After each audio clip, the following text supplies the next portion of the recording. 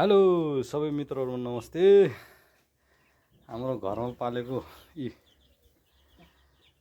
7 महिनाको कोइलरको पोथीहरू हेर्नु त 5वटा छ। पाहुना आयो भने च्याट्ट घाँटी छिनाउने अनि कोदोको झोलसँग खाने बेला है। अहिले यिनीहरूले अन्डा दिन्छन्। दिनको 5वटा अन्डा एकदम सेफ हो है।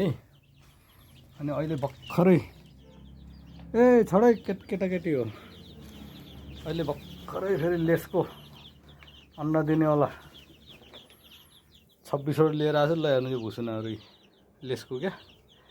यसले पछि यसले अन्डा मात्रै दिने हो। अनि छिपेपछि अब यसको मासु साह्रो हुन्छ, खानु मिल्दैन।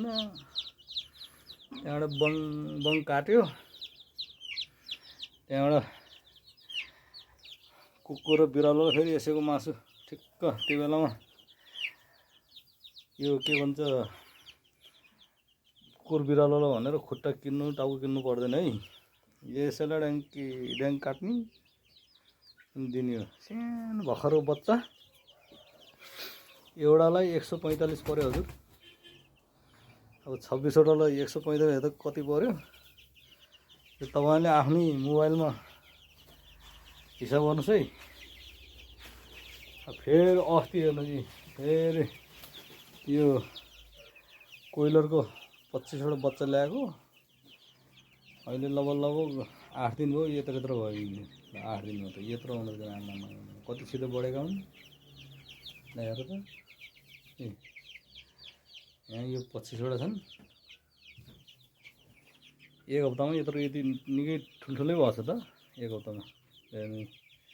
ओ यता हेर मलाई हेरेछस् ल। यो चाहिँ ठुलो भएपछि काटेर खानु बडा मजा आउँछ नि यसको सुप खान क्या। त्यो 3-4 महिनाको काटेर खान मजाले मासु खानु मजा के भन्छ मासु खानु मजा हुँदो रहेछ। अलिक बुढो भएर 6-7 महिना 8 महिना भएपछि त सुप खान मजा आउँदो रहेछ साथी।